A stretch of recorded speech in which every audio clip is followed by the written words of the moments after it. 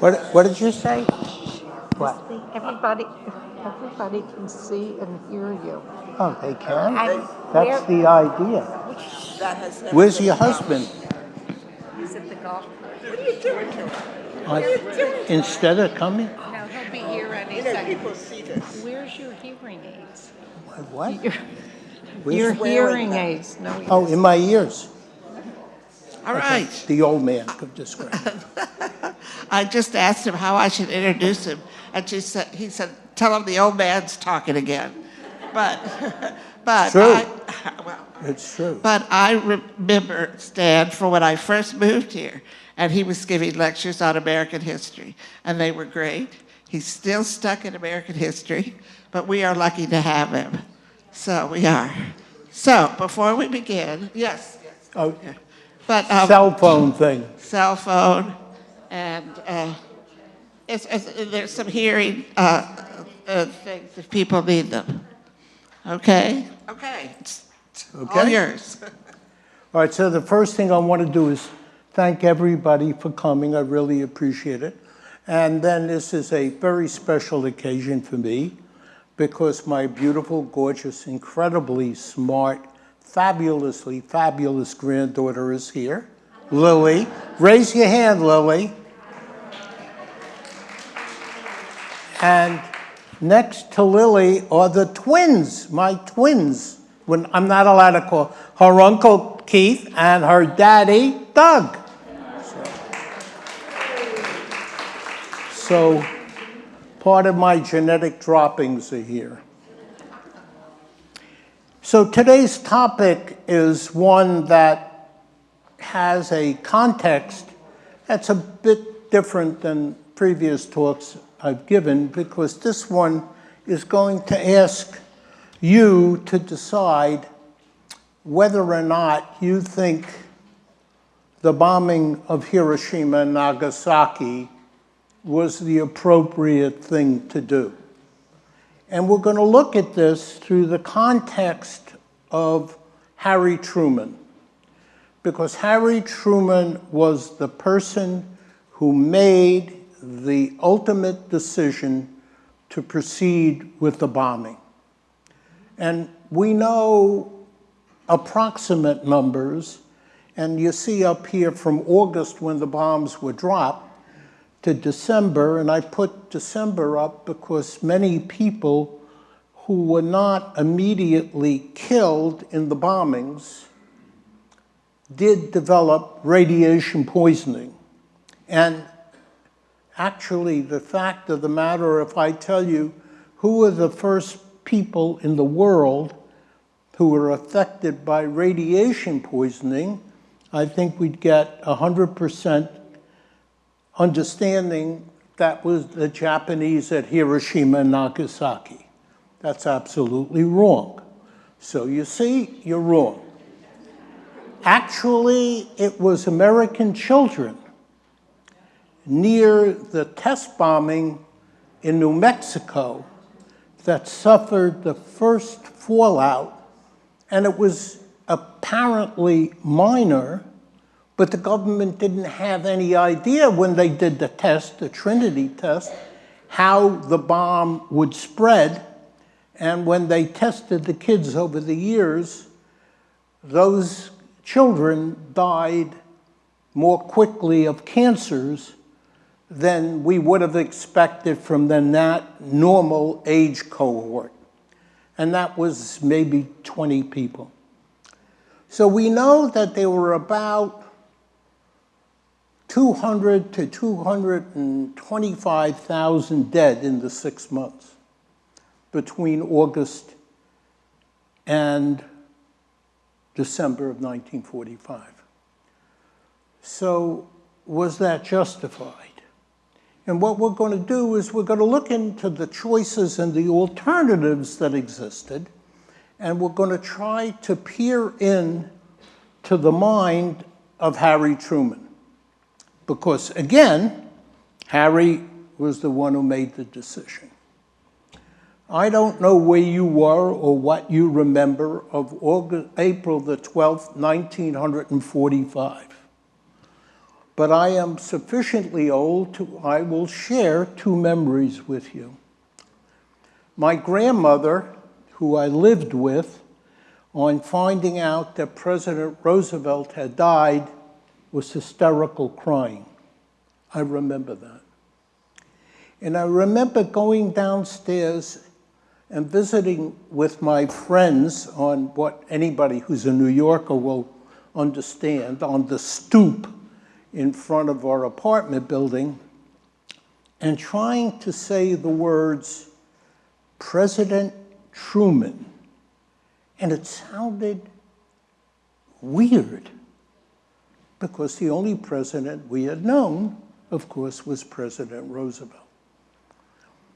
So he was sitting having drinks with the then Speaker of the House, Sam Rayburn, when he got a call, come over to the White House as quickly as you can.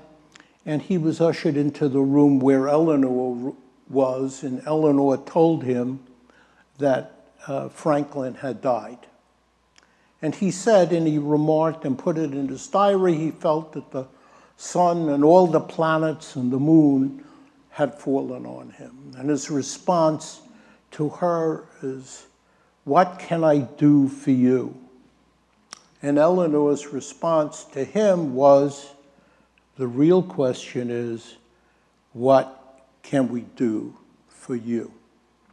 Harry Truman was a vice president for approximately 100 days. Before that, he had been the United States Senator from Missouri, or Missouri, I don't know how they pronounce it, and he headed the Senate Select Committee to investigate the war effort to determine whether or not there was any kind of waste. And his committee became very, very well known, and they found waste in many places, fraud in other places, and they found some big expenditures that they couldn't account for and wanted to investigate.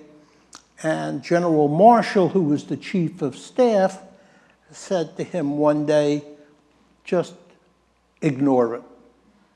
And what did he ignore, of course, was the Manhattan Project.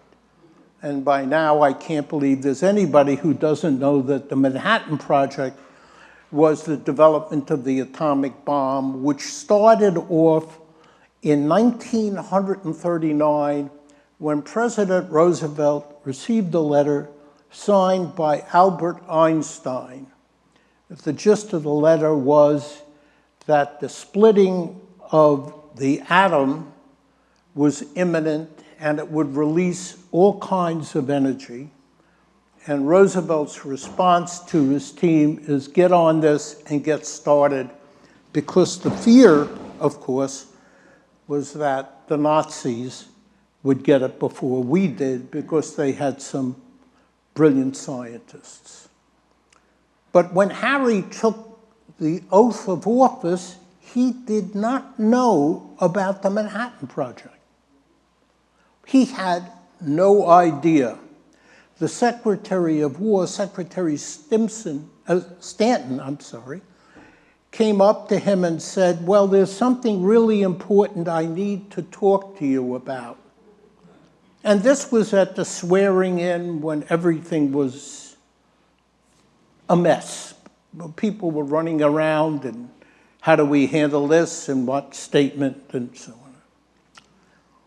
So he became president of the United States. At the time, the war with the Nazis was not over. The Nazis didn't surrender until May the 8th, but the US Army was over the Rhine, and the Russian army was about to surround Berlin. It was pretty clear that the Nazis were finished, and it was a very short time. But the war with Japan was going on. And the war with Japan was going on full force. And the war with Japan was becoming, for the United States, bloodier and bloodier. And when you think of the war in the Pacific, you think, as all of us normally would think of the Americans fighting the Japanese.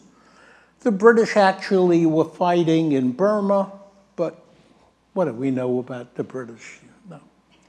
And more interesting and more important was the Chinese, who had been fighting the Japanese since 1937, continued to battle on their own, basically, the Japanese in a war that would cost the Chinese eventually 20 million people. Meanwhile, the United States was trying to enforce the Yalta agreements. That was a meeting in Yalta, which was in the Crimea, between Stalin, Churchill, and Roosevelt, where Stalin agreed theoretically to come into the war against Japan. Meanwhile, the bomb was being developed. There were two bombs, Little Boy and Fat Man. One was a uranium bomb, and they believed that they knew the technology on how to set the bomb off. Now, I apologize for the following, a little bit of science. To set an atomic bomb off, what you need to do is to have a critical mass of either uranium-235 or plutonium, and you had to find a way to crush the mass together. So you developed a critical state where it's now self-perpetuating and explodes. They pretty well had an idea how to do that with the uranium bomb. They were going to surround the bomb at different points and push into the bomb with explosive devices and push the neutrons together. They were pretty comfortable they could do that. But how they were going to proceed and whether or not they could succeed with the plutonium bomb, they didn't know. So the status of the Manhattan Project was very, very far along. By now, and you've all heard, how many of you saw the movie Oppenheimer? Okay, well then you're experts. I mean, in any event, Los Alamos had well been built over 2 years before. Oak Ridge had been built, the Hanford plant had been built. So it was a matter now of figuring out the technical way that the explosion could occur. On the 25th, the Secretary of War went and met in the White House with President Truman and explained the Manhattan Project and what the status was. At this point, we were 10 days away from the surrender of the Nazis. And we were in the middle of the Battle of Okinawa. And unfortunately, as I said, the Fat Man needed the test, and the test was going to be done in Alamogordo, New Mexico. And what they were going to do in terms of the test is they were going to build this tower and then lift with a derrick, well, not a derrick, a crane, the bomb up to the tower, and then they would set it off. That would be the test. So what they told Truman is basically, this is the status, this is what we can do. We think we can create two bombs, one the uranium bomb, one the plutonium bomb, and the delay in creating more bombs was really a delay in getting enough of the uranium-235 material and enough of the plutonium material, and that's what was happening at Oak Ridge and at Hanford. So Truman knew the bomb creation was imminent. and knew that the American forces were suffering bloody losses in the Pacific. And in addition to the losses that the Americans were suffering, the American military became extremely concerned about how you would get the Japanese to give up, to surrender. At the Casablanca Conference in 1943, Churchill and Roosevelt announced the policy of unconditional surrender. Now, what did that mean? Well, if you take the words literally, unconditional means a surrender without any conditions. And the Germans were going to surrender because the government collapsed basically when Hitler committed suicide. There was nothing left but the armed forces, and the armed forces would sign the surrender, no conditions. The Japanese were different. The Japanese on the island of Saipan, which was conquered by the Americans in June of 1944, July 1944, had discovered that Japanese civilians who were living on the island for decades, it was a Japanese possession after World War I, had been propagandized to believe that the American soldiers would rape Japanese women and kill children and mutilate them. They were so convinced of this that at the end of the battle, Japanese civilians by the thousands threw themselves off the cliffs and committed suicide. Many of them, women included, carried their babies and children to their death. And the American military became very, very concerned because Japan was an island nation of 100 million people. If Japanese civilians were going to throw themselves off of cliffs, how are we going to conquer 100 million people who are prepared to commit suicide? And they understood from the history of fighting the Japanese, with the Japanese military attacking in what they called banzai attacks, suicide attacks, where they would run up against American tanks, machine guns, artillery with bayonets and commit suicide so long as they could kill a few Americans. And this was even enhanced on Okinawa when Okinawa was conquered in June of 1945, where again, thousands of Japanese civilians committed suicide. So the military was faced with how do we get them to surrender, particularly when we demanded unconditional surrender. And the Japanese people, not just the military, were committed to the kind of government that they had in a way it's very difficult and was very difficult for Americans to understand. They had an emperor system. The emperor was really sort of like a figurehead. The emperor at the time was a guy named Hirohito.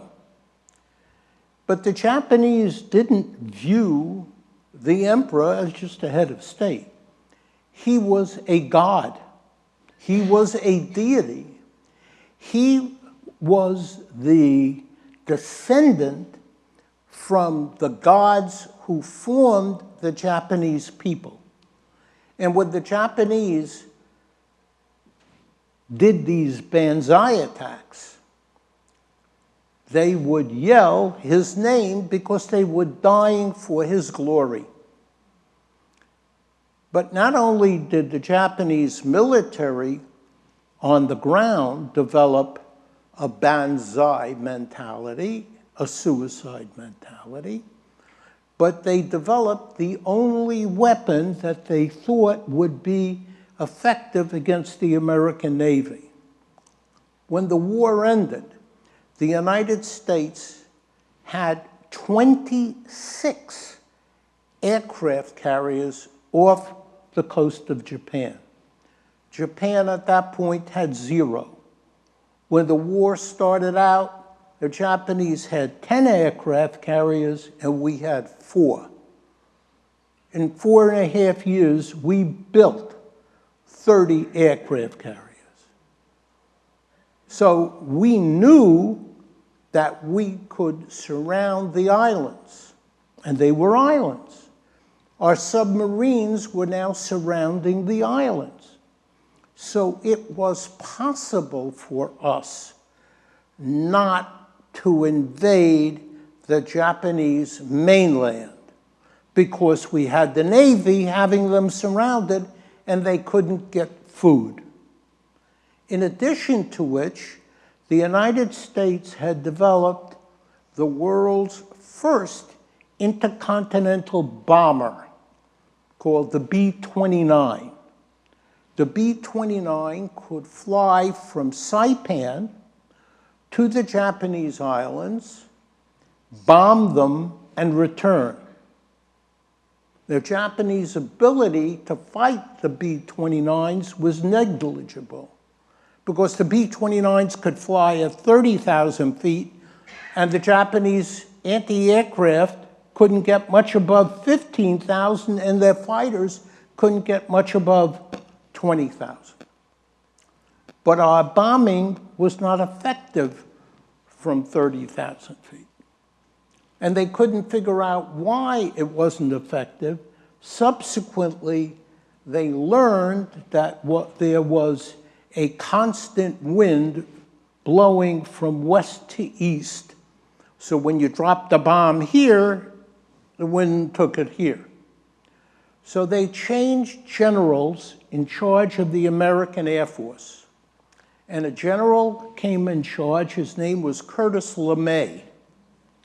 And he changed the tactics from bombing at 30,000 feet to bombing at 5,000 feet.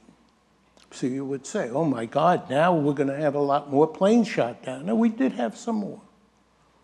But he didn't attack with regular bombs. He attacked with incendiary bombs, napalm bombs. And Japanese basically at that time lived in wooden shacks. We bombed Tokyo in the month of May 1945, burned out 16 square miles of Tokyo and killed 100,000 people. So between the bombing and the naval campaign, why would we have to invade Japan? So Truman now is getting information about what is going on, about the bomb, and what's going on militarily. The Japanese, by the time Saipan was lost, all of the military leaders informed Hirohito that in fact the war was lost. There was no way they could stop the Americans. And the Japanese government making the decisions about the war came down to 6 people. The war cabinet, the prime minister, the foreign minister, the Navy minister, the Army minister, the Navy chief of staff, and the Army chief of staff. The only one who was interested in reaching out for a peaceful end to the war was the foreign minister. The other 5 members wanted to fight on. They wanted to fight on even though they understood militarily that the war was lost. So why did they want to fight on? Well, some of it was ego. But most of it was the concern that the Japanese society would be destroyed if the emperor was deposed by some sort of a new government, or worse, if he was put on trial in a war crimes trial. So their view was fight on, not with the objective of winning the war, because they knew that was lost, but with the objective of causing enough American casualties to bleed the American armed forces and the American people into a willingness to come off of the idea of unconditional surrender. At the time we're talking about, from April to August 1945, the United States government had already broken in to the Japanese diplomatic code. We had long since, back in 1941, broken into their naval admiral's code. But we were reading the Japanese code that was messages sent from Tokyo to the Japanese ambassador in Moscow. At this particular time, the USSR, the Soviet Union, and Japan still had this non-aggression treaty, and the Japanese thought that the Soviets could act as a mediator, a middleman, to see whether or not they could get off of unconditional surrender. Meanwhile, Stalin at Yalta had pledged that he would join the war against Japan. Now, whatever you think and you know about Stalin is true. And one thing was, he was not a sweet guy doing this just to help the Americans. He wanted to conquer a lot of China and aid the Chinese communists in their civil war. So he had his own goals. So when the Japanese reached out to try to see whether the Soviets could do anything, they were stalled. And, oh, we'll get back to you next week. Oh, it's now next week? Oh, we're going on vacation. Whatever the stalling tactics were, and the Japanese were not getting any response from the Soviets. Throughout World War I and throughout World War II, and to this day, there is an American way of making war. And perhaps you've never really seriously thought about that. Let me give you some examples.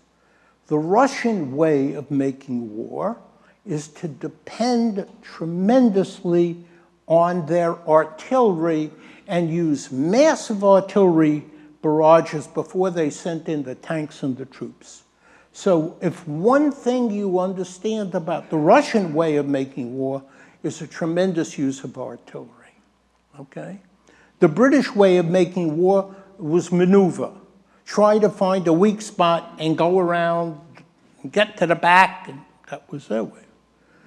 The American way of making war was to use things: tanks, planes, ships, bullets, rifles, in exchange for people. So our way of making war was to use the power of our productivity productivity to develop tools that could protect our troops and could be used in exchange for their lives. There's no occasion in American history, from at least the last 2 wars to the Gulf War to Afghanistan, of any American force leading a banzai charge. So when Truman is looking at this, and this was Roosevelt's policy, and it was the policy since I said World War I, he was looking for a way to end the war with unconditional surrender, but a way that would comport with our tradition of using things instead of people. Because he was told that if we invaded Japan itself, we would likely suffer horrendous casualties. Now, nobody had any idea of what kind of casualties we would suffer. After the war, most of the people who wrote their memoirs, including Truman, General Marshall, Secretary Stanton, the Secretary of the Navy, estimated our losses for invading Japan would be 500,000 casualties, of which over half would be dead. Up to that point, and actually up to the end of the war, the United States suffered 419,000 dead fighting both Nazi Germany and Japan. That is from December 7th, 1941, up to the end of the war, we had suffered 419 dead, and they thought that we were going to suffer something on the order of 500,000 casualties. The Japanese knew that we were going to invade the islands, or thought they did, so they moved a huge amount of their troops from China and Manchuria back to Japan to defend the islands. Meanwhile, as Truman faced the choices that he faced, he had to go to Potsdam. What was Potsdam? Potsdam was a meeting of the major three allies in Berlin. There was a suburb of Berlin called Potsdam. Who were the three major allies? Stalin, Churchill for the British, and Harry Truman. Now, if we know anything about history, we know that Harry Truman was a rookie. He had never been to any of these meetings. He had never negotiated in his entire career with any foreign official. He met once for 2 days with the foreign minister of the Soviet Union, and that was the only time he met with any foreigner. He hadn't even met with Churchill. Now, yes, he had with him his Secretary of State, James Burns, who was also new to the office. He had his Secretary of War, he had General Marshall, and he had Admiral Leahy there, both of whom had been at the prior conferences. But he admitted tremendous trepidation as whether or not he had the skill to negotiate with Stalin and Churchill. And the object of Potsdam in his mind was to get a commitment from Stalin to go to war with Japan. And the reason it was important is because it would tie down hundreds of thousands of Japanese troops who were in Manchuria and China and not give the Japanese time to bring them over to defend the islands. So getting Russia into the war was the primary target. And so Truman delayed the meeting, which didn't occur until the 15th of July of 1945. When he was at Potsdam, he got the message that the Trinity test for the atomic bomb was successful. He knew now that he had a tool that neither the Russians nor the British nor anybody else in human history had. And he could use that in his negotiation because he felt confident at that point that we could destroy the Japanese cities and they would have to surrender, hopefully without an invasion. So the dilemma then, oh, I'm sorry. Let me go back. The dilemma then was, how do we deal with the issue of unconditional surrender?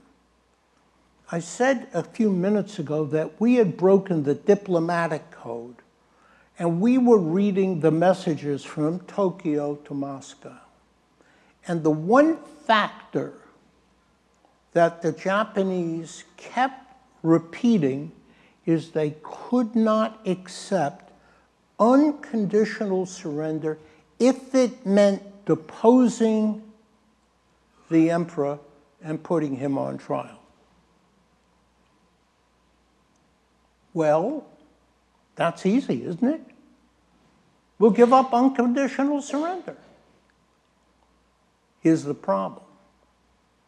The American people, all of the Allies, had been told for years that we were not going to settle for anything but unconditional surrender. So why now decide we were going to accept the condition that the emperor would not be deposed and put on trial? Well, the one thing you couldn't say to the world and to the public is, guess what? We've got an atomic bomb. So we couldn't do that. So the American government, in particular, began to examine, could we back off from the idea of deposing the emperor? Meanwhile, the Japanese had no idea that we were going to do that, that we would back off. We didn't back off from the Nazis, we accepted unconditional surrender. And of course, they had no idea that the atomic bomb existed.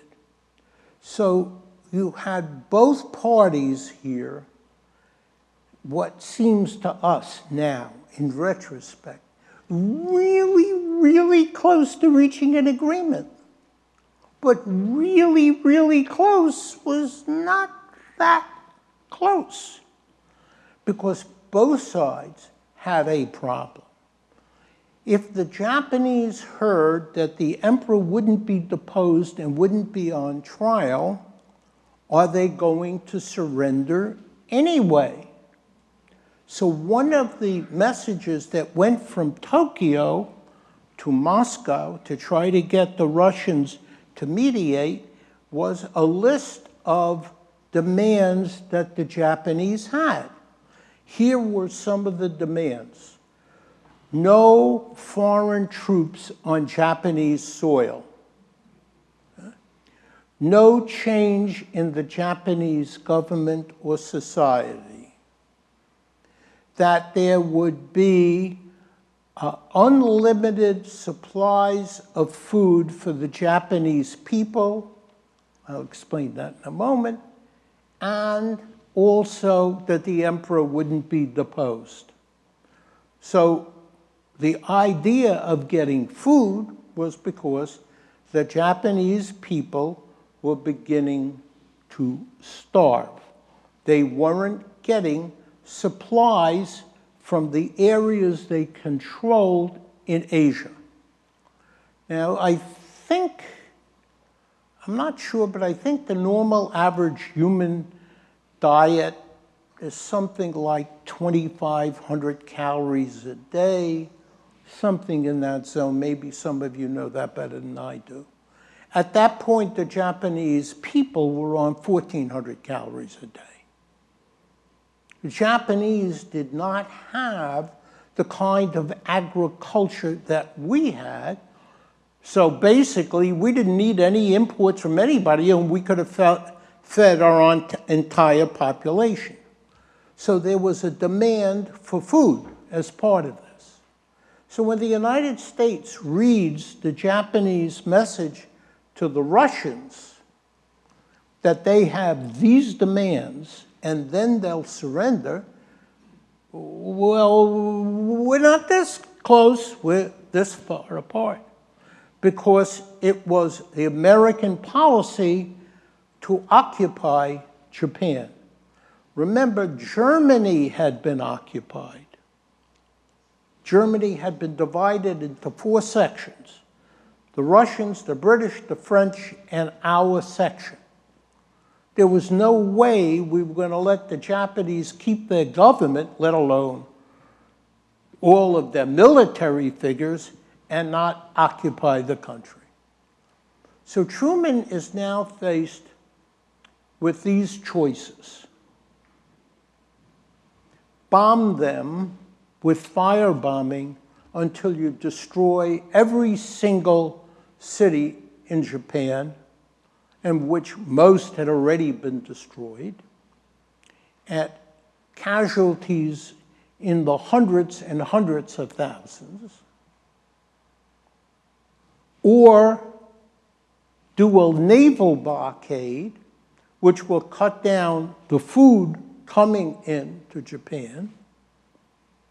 And the disadvantage of both of these options was it was going to take time. What did that mean? Well, the war between China and Japan was going on. The Chinese were our allies. The Chinese were losing 20,000 people a day. So, okay, no problem. We'll just hold it off for 30 days, and the Chinese will lose another 600,000 people. So postponing the surrender was a viable alternative if you were willing to endure the Japanese people starving and the Chinese people being killed. So what choice did Truman have? Well, he had the 2 choices I mentioned, and then he had the bomb. Okay, so we're going to drop a bomb. Well, how should we do that? A few people, very few, said, let's do a demonstration. In other words, you call up the Japanese and you say, hey, look, folks, we're going to drop an atomic bomb. You know what that is. Check with your scientists. It's going to be over here in the ocean. You can see it. And then give up. Okay? That's certainly one theory. So what happens if the Japanese don't believe it. And what happens if instead of you're going to drop it in the ocean, you're going to drop it over this area? It's an open area, and the Japanese decide to push you to the limits and move all of the American and Allied prisoners of war to that area. And how do you know that they are going to accept this? How do they know how many bombs you have? Actually, after the bombing of Hiroshima, and I'll go into this next week, after the bombing of Hiroshima, there were some in the Japanese government, and the military said, well, they've got only one bomb. So if you use that bomb in the demonstration and you don't have a follow-up, what do you do then? So as Truman goes to Potsdam, he is faced with what amounts to the greatest crisis in his presidency, a rookie in foreign negotiations, hoping that the test works. But every day we fight the Japanese, we were losing hundreds of people a day because we were bombing and we were strafing and they were suicide diving into our ships. It wasn't as if we're sitting back there and twiddling our thumbs. We're attacking and they're killing our people. So going to Potsdam meant he had to make a decision. There was no feeling in the American government that the bomb, having been made, would not be used. Let me repeat that. The whole thought of the American government, the military, diplomatic, and political, was that we made this thing, we're going to use it. If they surrender before we use it, if we can get something done before we use it, okay. But it was saying, I have a new type of machine gun, and I'm at war, and I'm not going to use it.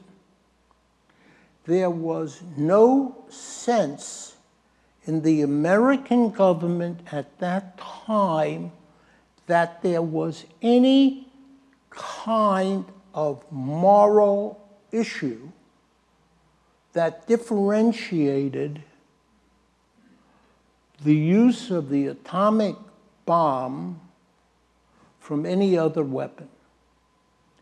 What there was in the American government was very clearly that this was a whole new era in human history.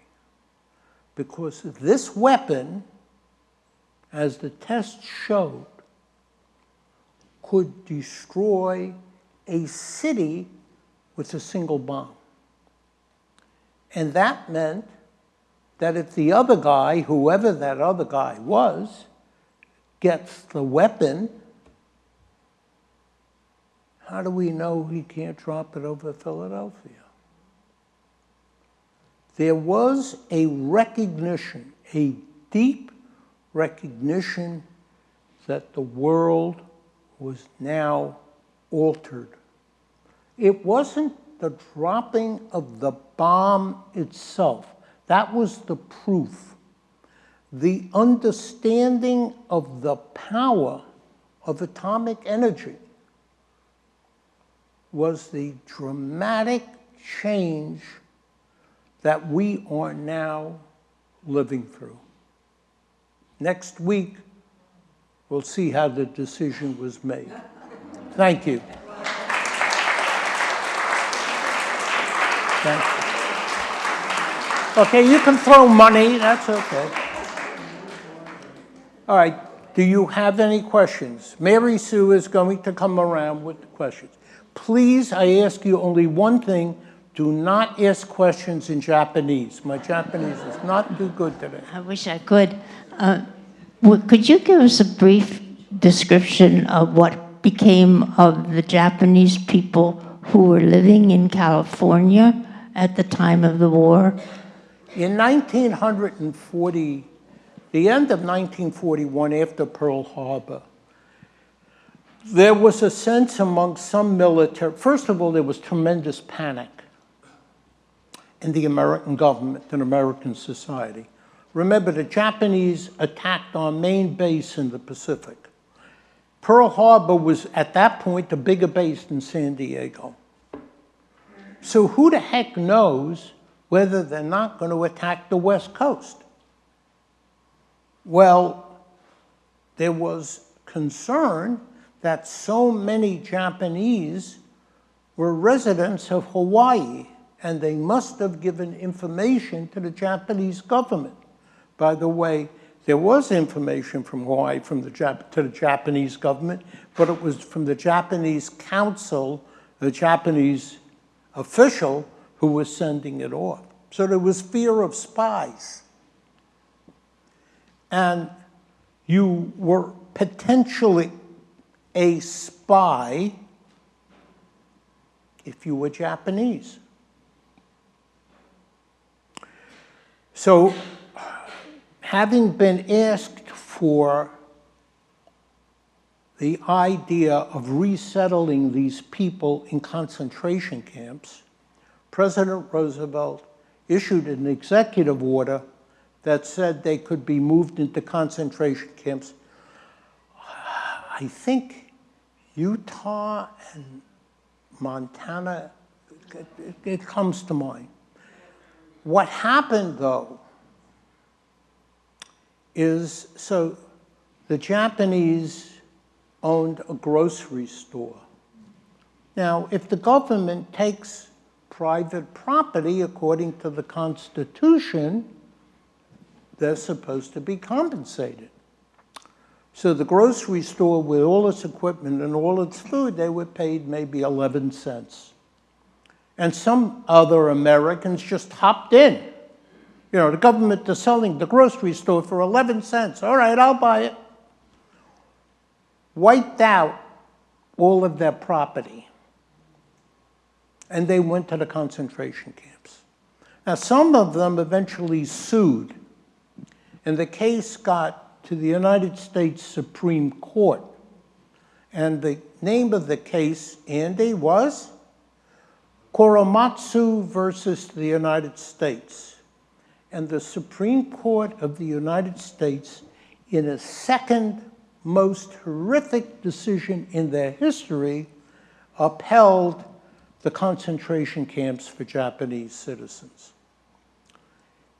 The Japanese Americans were so incredibly patriotic Americans that the men joined the army and founded the 442nd Army Combat Team that went to war in Europe against the Nazis, and the most decorated army unit in World War II was the 442nd Combat Team. Recently, I think it was 2 years ago, don't hold me to it, something in that zone, in a case that had virtually nothing to do with Korematsu versus the United States, the Supreme Court, in a footnote to a case, said that Korematsu versus the United States is reversed and acknowledged it was one of the two most horrendous decisions the Supreme Court ever issued. Did that answer your question? And thank you for not asking in Japanese, please. Thank you. Hold it, all right, back. Oh, God, you have a book? Oh, I'm in trouble. I can't see what's the title. There's an excellent book. It's The Decision to Use the Atomic Bomb. Okay. By Gar. Did I write it? No. It's by Gar Alperovitz. I read it about 15 years ago. It answers the question that you posed at the beginning. Was the bombing of Hiroshima and Nagasaki justified or necessary? Most people think that the bombing of Nagasaki was a war crime. Why did we have to do it a second time? This book answers both questions, and in a very clear, and I'm sorry, it's over 600 pages, but it's highly worth your reading if you're interested in this topic. I am interested. I will answer that question next week. Next week. With my view of why they bombed Nagasaki. Okay, I'm sorry, go ahead. This view might be different. I beg your pardon. Well, I mean, Well, until if next week. people have a different view of me, that's obviously, they're wrong. I mean, I have never had a problem agreeing with myself. Go Stan, ahead. was there any thought geopolitically, since the war in Europe was over and there were dividing of Europe between Russia and Berlin and the English, that if you brought the Russians into the battle against Japan, then you would have to carve up Japan with the Russians? There was a very large concern about that.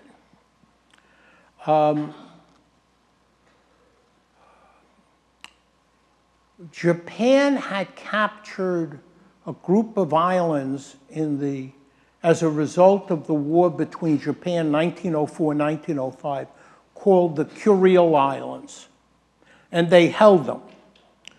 So when the Russians came in, they grabbed the Kuril Islands, okay?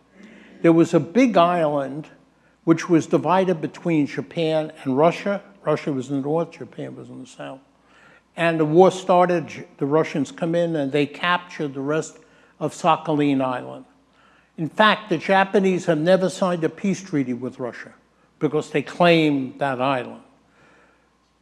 And I'll go into this a little next week, but American diplomacy was very, very concerned that the Russians would try to get to the main islands in Japan.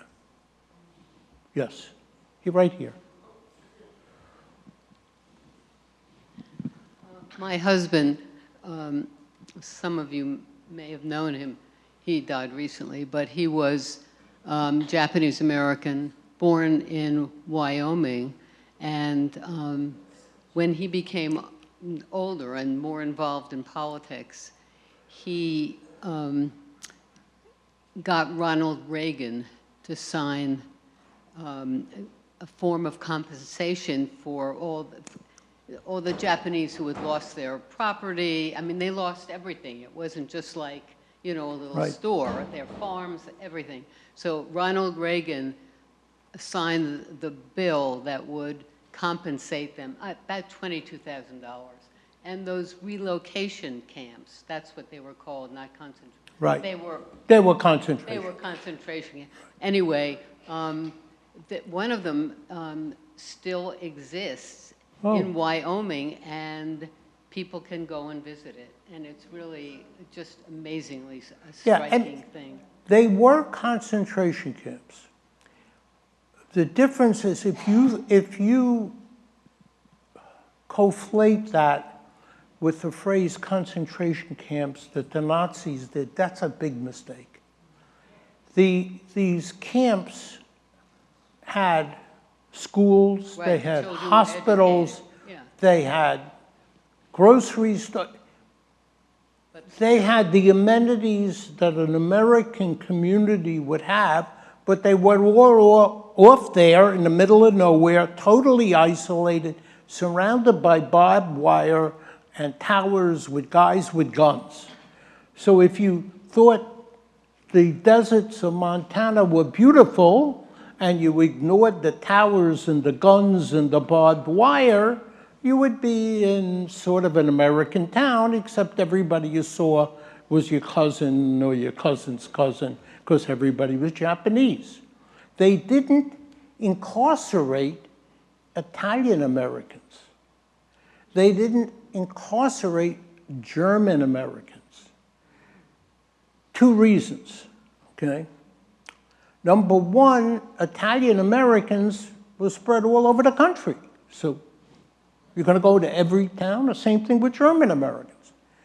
Plus the numbers of Italian Americans and the number of German Americans was so large, running into, I can't give you a number, but my guess would be millions, that it was impossible to do that, even though Germany and Italy were our enemies. Any more questions? Okay, here's one more question. Thank you, Stan, for this wonderful run-up to the next one.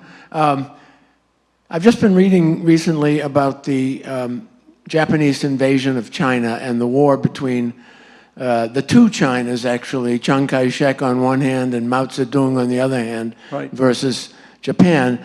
Right. In that war, which I think actually went back to about 1931, It did. Yeah.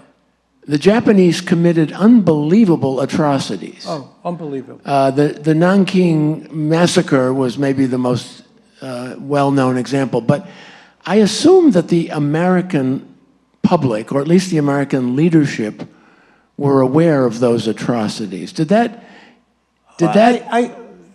affect, you think, the way we looked at it? The rape of Nanking, which was 37 or 38, I'm going to guess 38, but I don't remember. I think it was 37, yeah. Could have been. Was well known throughout the world. What people don't know is that the Japanese had a unit, I can't remember, there was a designation with 3 numbers, I just don't remember them, in Manchuria, where they experimented on human beings in the same way the Nazis did. They would inject people with bubonic plague to see how they died. They would cut open pregnant women to see how long the fetus would last. They poisoned people. They had a unit that was as horrific as the Nazis at Buchenwald and Auschwitz.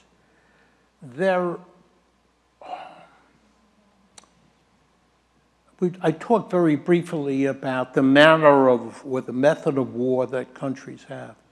The Japanese method of war in World War II, particularly against the Chinese, but also against us, the British and others,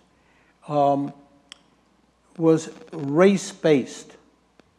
Now, it's also interesting that an American society has, from its very beginnings, because of Native Americans and then African Americans, being a race-based society, and sometimes we understand that, sometimes we don't, but one of the things we rarely understand, we were not and are not the only race-based society. The Japanese really believed they were descendant of the sun god, and Hirohito was his latest descendant. And therefore, they were absolutely superior. They would never surrender because surrendering brought shame on them if they did surrender, so they would frequently blow themselves up if they were lost. But equally, they had no respect for political prisoners or military prisoners. They had no respect for other Asian people like the Chinese people or the Filipino people or the Malaysian people. They talked about a greater East Asia prosperity theory, and in fact, what they did is created colonies throughout Asia. And they did it on racial lines, which most of us are not aware of. But thank you for that. Well, thank you, Stan. This was just wonderful. Thank you. Thank you very much. And we will see you next Thursday at 4 o'clock. Next Thursday. Okay, by the way, the drinks are not on me tonight. However, Andy, oops.